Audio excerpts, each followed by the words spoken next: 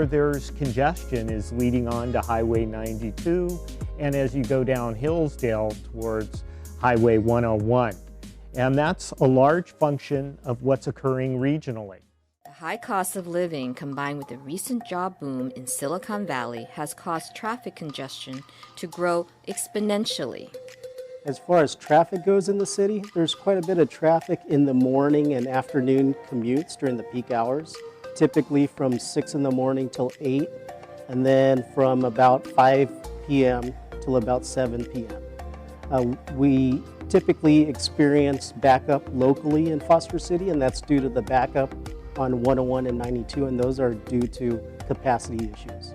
Fortunately, there are many commute options for alternative transportation to get to and from Foster City.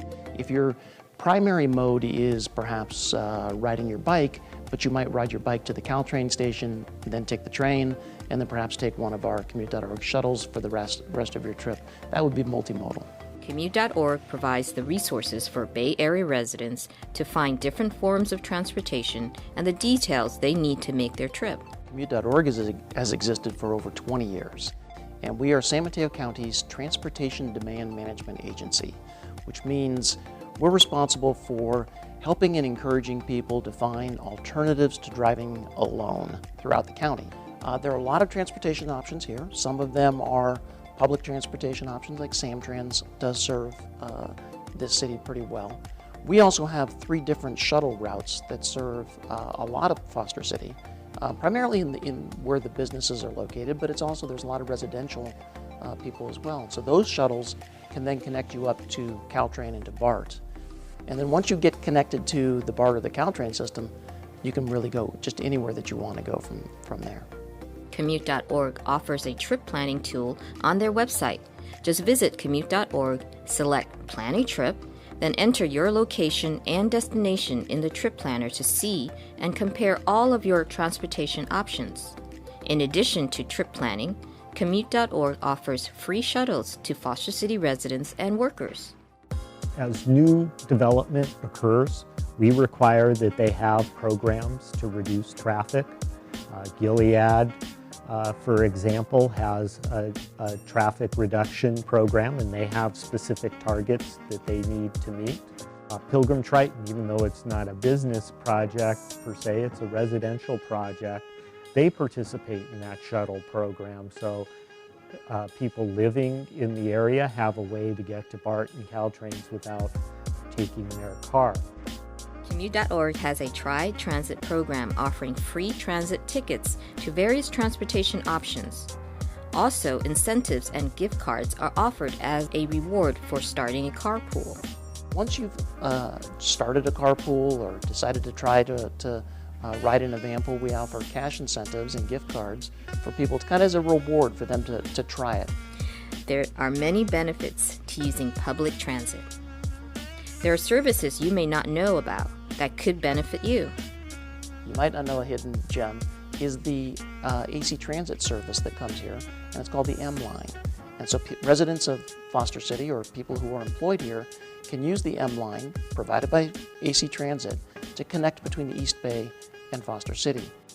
Also, for more information on the various transportation options that are available, Foster City residents and workers can visit connectfostercity.com for a comprehensive list of resources to shuttles, biking, Caltrain, carpooling, and bus services.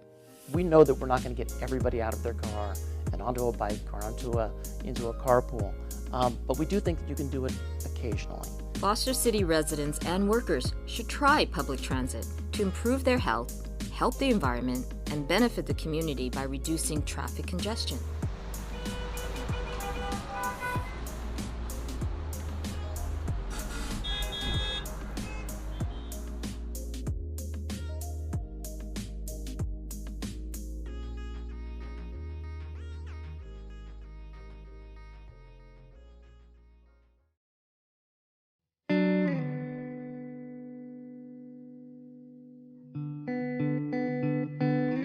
Well, the housing crisis in the Bay Area has really become a major issue, particularly in the last 10 years, but it's been an issue for quite some time. But it's become much more magnified, particularly on the peninsula with the high-tech industries, and the housing crisis has really borne out of that.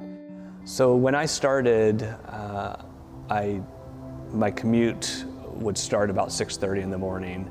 Now you have to get on the road much earlier. So the traffic in the Bay Area, as we all know, has gotten progressively worse over the last several years. It's time away from my family. It's time in the car. I currently spend a minimum of 2.5 hours a day in the car, and sometimes up to 5 hours a day in the car. That takes time away from the family. Luckily, I have a gracious boss who allows me to have a flexible work schedule. So if I didn't have that flexibility, if I worked 8 to 5 or 9 to 5, I wouldn't be able to do the job I'm doing right now. My commute is horrific. You know, from my own experience here at Baywood, a lot of times you know the teachers want to stay longer, they want to keep working, but they're constantly checking, you know, when is that traffic going to be so bad that it's going to add an extra hour if I don't go now? And so it really impacts not only their work, but their level of comfort. They're sort of constantly watching the clock to make sure that they can avoid that horrific commute. What ends up happening, which is really tragic in my opinion, is we lose them. So they don't stay. I think there's really a span of time that teachers are willing to do that crazy commute before it becomes overwhelming, and then we lose them as a community, and we've lost some really great teachers.